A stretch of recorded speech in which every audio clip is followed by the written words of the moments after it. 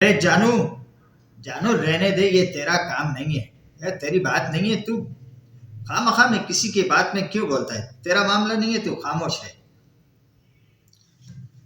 यार, ये क्या बात हुई? ये तो कोई बात नहीं हुई। अरे जानू, तेरे को मैं बोल रहा हूँ, छोड़ दे, कोई बात नहीं करने का है।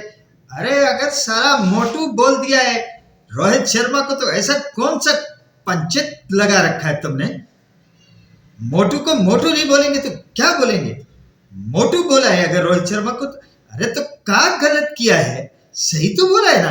अगर मोटा है तो मोटे को मोटा नहीं बोलेंगे तो क्या बोलेंगे?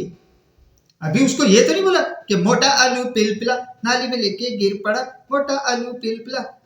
अबे मोटू को मोटू ही बोलेंगे ना। सारा इतना सारा लोग जो है वो खामखा की पंचायत लेके बैठा है। मोटू को मोटू बोला है तो गलत नहीं बोला।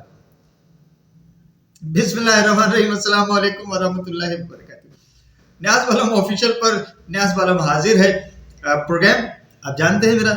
बीबी जी बालम बोलेगा, कोई बोले न बोले बालम बोलेगा। सब भारतीय कांग्रेस सियासी जमात है बीजेपी के मुकाबिल, और मोहतरमा इंदिरा गांधी की जमात है ये, जो मुल्क की वजीर आजम रही। उस जमात की कांग्रेस की तर्जुमान है डॉक्टर शमा मोहम्मद। उन्होंने एक ट्वीट किया है। इस ट्वीट पे कयामत आ गई है भारत में कि जनाब उन्होंने और हक बात कही है, कुछ गलत नहीं कहा। क्रिकेट के एतबार से अगर आजम खान डबल डेकर है तो रोहित शर्मा भी कोई क्रिकेटर नहीं कहलाते। उनका उनके जिस्म को देखिए, उनकी जसामत को, तो वो एक तोंद निकली हुई। पिछले दिनों उनकी तोंद का भी जो है वो भारत में तमस्कुर बनाया गया था। उस पर भी जो है वो मीम्स बनी थी, और उस पर भी काफी मीडिया में जो है वो चर्चा हुई थी कि रोहित शर्मा की तोंद जो निकली हुई है। तो बीइंग एक स्पोर्ट्स मैन के, एक खिलाड़ी को, एक क्रिकेटर को, बिलखुसूस क्रिकेटर को, एक फुटबॉलर, एक क्रिकेटर, स्क्वैश का खिलाड़ी, ये इनकी तोंद निकली हो हरगिज गवारा नहीं होता। ये बुरा लगता है। अगर रोहित शर्मा को डॉक्टर साहिबा ने, और बिल्कुल उसकी उन्होंने तौजीह पेश की कि एक अपनी मोटापे के एतबार से वो क्रिकेटर लगते ही नहीं है, अपने जिस्म के एतबार से वो क्रिकेटर लगते ही नहीं है। अब उसमें सियासी जो है वो मुखालिफिन उनके, वो मैदान में कूद गए, और कुछ तमाशाई भी। जैसे मैं बाबर आजम का डाई हार्ड एक फैन हूँ, तो मुझे लगता है कि बाबर आजम के साथ ज्यादती हुई, ज्यादती पर ज्यादती हुई, मुसलसल ज्यादती हो रही है, तो मैं उसके खिलाफ बात करता रहता हूँ। इसी तरह से यकीनन रोहित शर्मा, हालांकि डॉक्टर साहिबा ने तो रोहित शर्मा को नाकाम तरीन कप्तान भी कहा है भारतीय क्रिकेट हिस्ट्री का। खैर, अब ये तो भारतीय जाने और उनका क्रिकेट रिकॉर्ड जाने।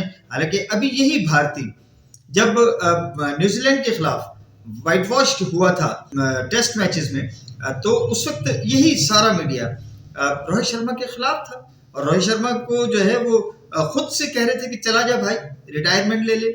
कोहली और रोहित शर्मा दोनों को उन्होंने तो सफाई हस्ती से मिटा दिया था, क्या कर दिया था। लेकिन अब चूंकि वो पाकिस्तान के खिलाफ जीत गए हैं, और फिर मैं तो इसमें डॉक्टर साहिबा की बात से थोड़ा और आगे जाना चाहता हूँ कि रोहित शर्मा जब आउट हुए थे 15 रन करा के, तो वो 15 रन पे 1-5 को कॉल कर देना चाहिए थी कि जनाब ये भारतीय क्रिकेट टीम को नकब लगाने वाला, भारतीय क्रिकेट को लूटने वाला, एक किसी मुस्तहिक खिलाड़ी का हक खाने वाला रोहित शर्मा, वो आउट हो गया है, तो 1-5 को कॉल की जाती, और 15 रन उनके जो है वो 1-5 की कॉल बन जाते, और उनको 1-5 के जरिए से गिरफ्तार करवा दिया जाता, और भारतीय पुलिस आके उनको गिरफ्तार करके ले जाती।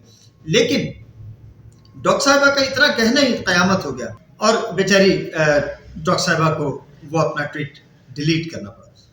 इसी तरह से इंडियंस जो है वो बड़े अरसे तक बाबर आजम की अंग्रेजी का मजाक उड़ाते रहे। भारतीय मीडिया के पंडित्स वो बाबर आजम की इंग्लिश का, अंग्रेजी का मजाक उड़ाते रहे।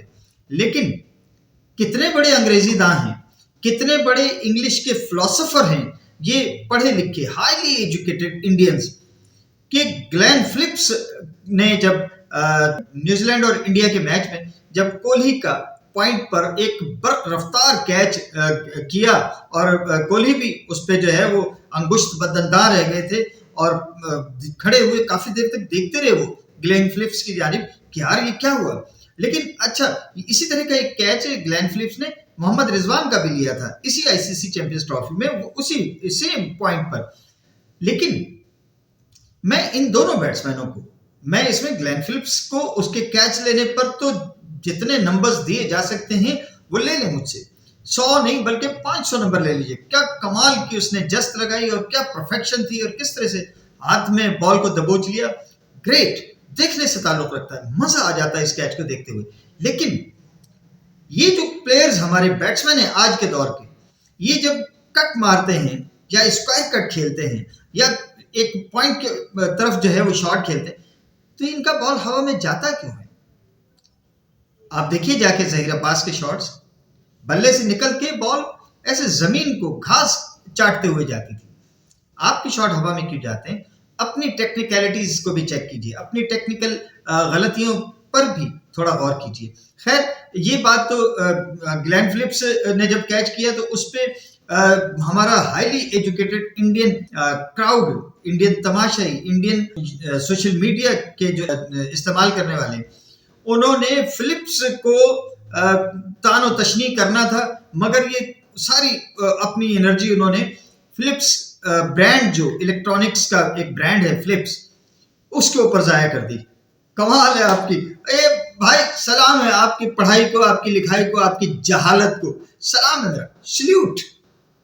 आप लोग महान हैं जहालत में, मेरे इंडियंस महान हैं, इनके जैसा पूरी दुनिया में कोई दूसरा जाहिल नहीं होगा। क्या जहालत की है जनाब, वाह सुभान अल्लाह।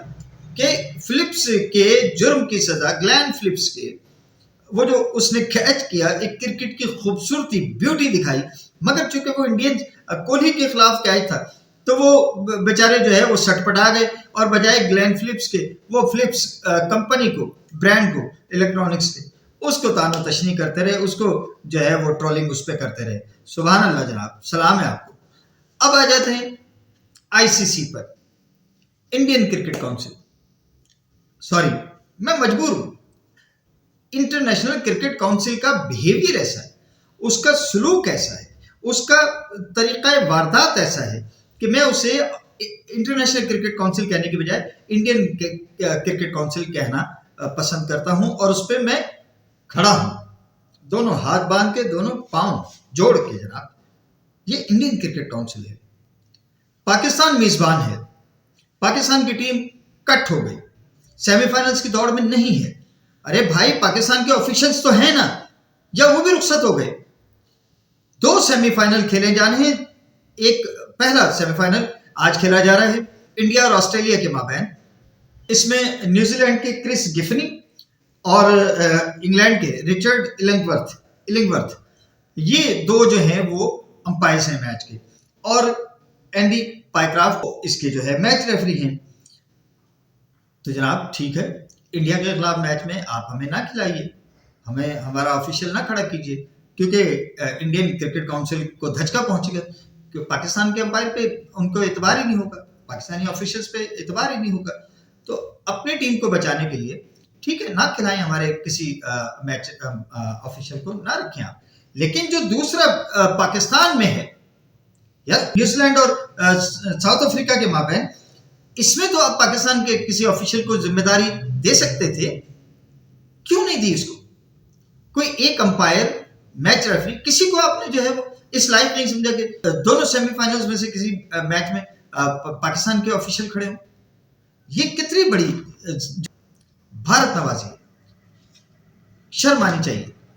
आईसीसी को, इंटरनेशनल क्रिकेट काउंसिल साबित करना होगा अपने आप को, जय शाह को साबित करना होगा कि वो न्यूट्रल है, वो सारी क्रिकेट काउंसिल के, सारे दुनिया के जो क्रिकेट ममालिक खेलते हैं उन सब के नुमाइंदे हैं। उन्हें ये साबित करना होगा अपने अमल से, गुफ्तगू से नहीं। अमल से जिंदगी बनती है, जन्नत भी जहन्नुम भी। ठीक है, बालम बोलेगा। इजाजत दीजिए, अल्लाह हाफिज। पाकिस्तान जिंदाबाद।